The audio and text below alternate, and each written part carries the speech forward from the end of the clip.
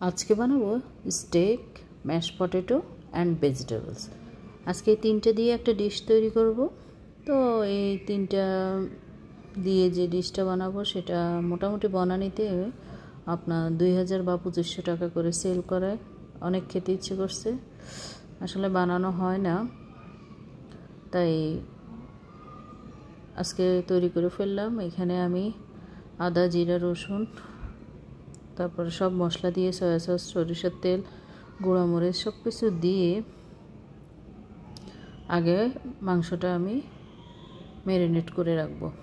এই পর্যায়ে আমি লবণ আর অল্প একটু হলুদের গুঁড়া দিয়ে দিব। মাংসটা আপনার 2-3 দিন যদি ম্যারিনেট হয় তাহলে ঠিক আছে। আর এটা আমি ফ্রাই প্যানের মধ্যে ভাজবো। এই তো ভালো করে মাখামাখি করে, আর আপনি চাইলে এটার মধ্যে একটু টক দই দিতে পারেন। আসলে আমার বাসায় টক দই ছিল না, তাই আমি দিই নেই। এই তো ভালো করে মাখামাখি করে তারপরে ম্যারিনেটের জন্য রেখে দিব। এই তো দেখেন,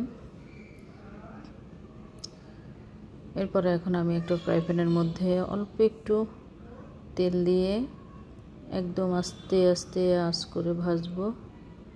এখানে আমি মিনিমাম 30 মিনিটের মতো রাখলাম এই জিনিসটা।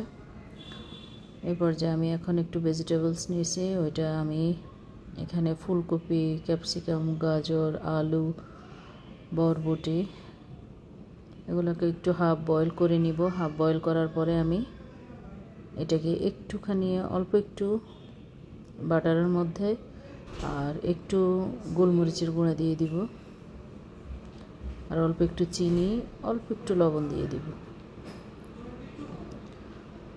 আর এখন আমি ম্যাশ পটেটোটা করব। ভেজিটেবলসটাও একটু 2 থেকে 3 মিনিট বা 4 মিনিট ফ্রাই করলে হবে। এখন আমি এখানে একটা বাটার দিয়ে দিলাম 1 টুকরো। তারপর আমি এখানে ম্যাশ করা পটেটোটা দিয়ে দিলাম।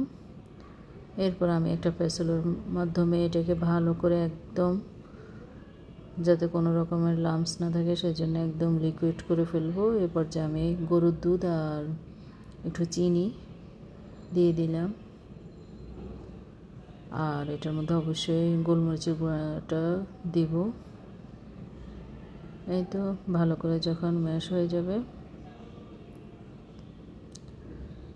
তারপরে এটাকে আমি একটা প্লেটে নিয়ে পরিবেশন করব। এই যে দেখেন, মাংসগুলো আমি একটু কেটে কেটে নিয়েছি, আর এখানে ম্যাশ পটেটোটা এত মজা হয়েছে, আর ভেজিটেবলস আর স্টেক। তো সবাই ভালো থাকবে।